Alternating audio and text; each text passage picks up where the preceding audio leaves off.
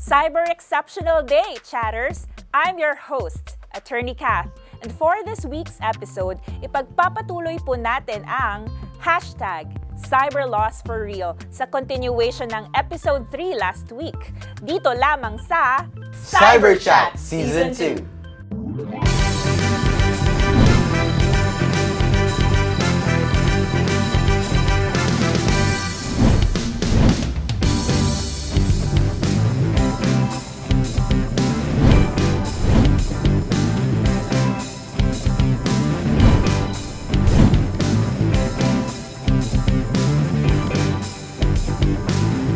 Kasama ninyo sa makabuluhang talakayan.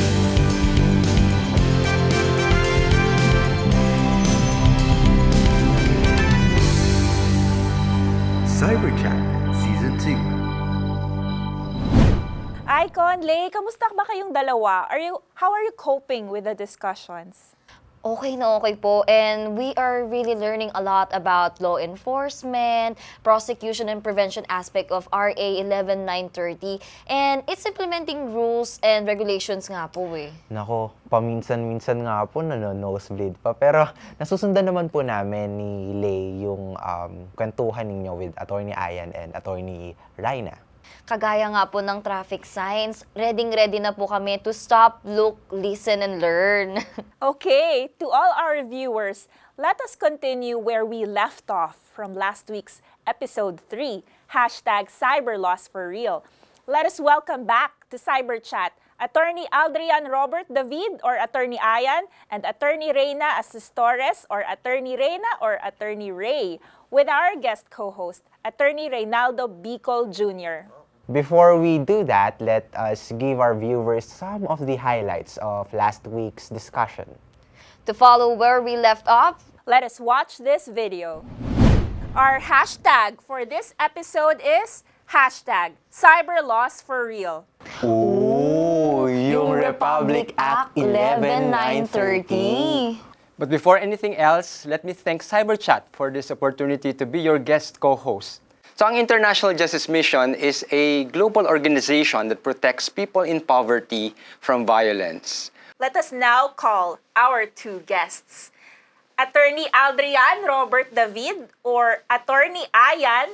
At kasama din natin ngayon, walang iba kundi si Attorney Raena Asistores-Pabiona. Under RA 11930 o SAEC po is madaling salita, no, it's the use of information and communication technology, no, to abuse and exploit children sexually. And of course, yung live streaming po na sexual abuse, no, among others. So I think one of the issues po that we saw before, no, was the inability of law enforcement agencies to retain copies of their digital forensic examination reports. So, Attorney Raena, problematic talaga yung hindi pwede mag-retain ng extra copy under this new law, 11930. Ano yung naging solution? So before, it's very difficult to obtain this data kasi kailangan po natin mag-apply ng cyber warrant, no. The new law, no, under 11930 and the IRR inaalaw na po na yung law enforcement mag-issue po ng subpoena sa mga internet companies. So, paano kung mayroon silang request for data? Na-delete na pala yun. But now, even if ma-delete, ang mga internet intermediaries are required to preserve. So ngayon naman, pag-usapan natin ang prosecution and investigation. I have observed that another trauma that the victim survivors go through after their rescue ay yung taking of statements nila and appearance nila sa court hearings. Oo, lalo na kung ang facilitator ay ang kanilang mga magulang sa pagkakaso, sa kanilang mga magulang at maging even maging testigo laban sa kanilang mga magulang dahil sa pang-abuso na nagawa sa kanila. Victim survivors were actually led to believe by the facilitators, in this case nga, no, usually mga magulang, family members nila, na wala namang masama sa ginagawa nila. No? Kaya nga po, napakahalaga nitong mga child protective measures na nasa bagong batas natin sa RA 11930 that provides the victim survivors protection.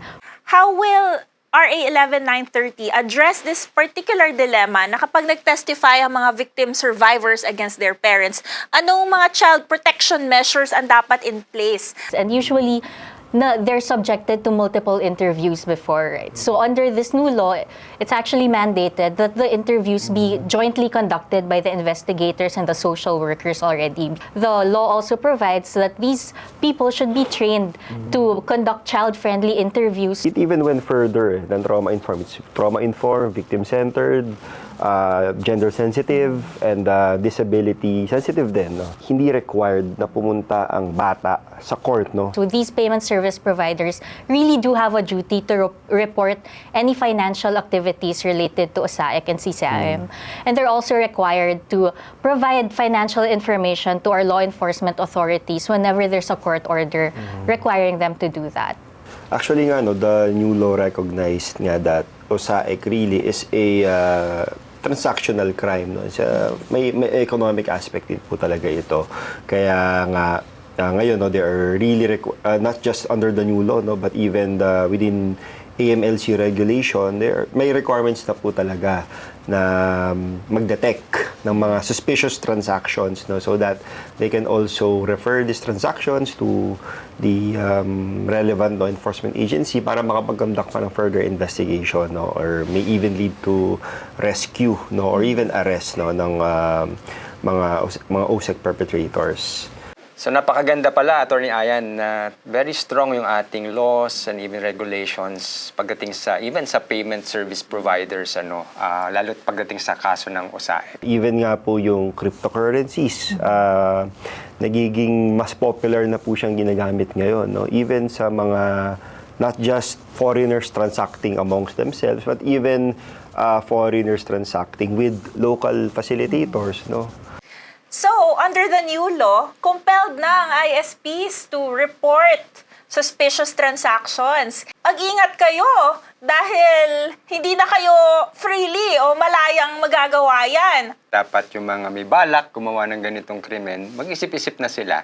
Dahil, dahil sa bago nating batas, sila ay madidiscover, sila ay madidetect, and the full force of the law will be applied to them.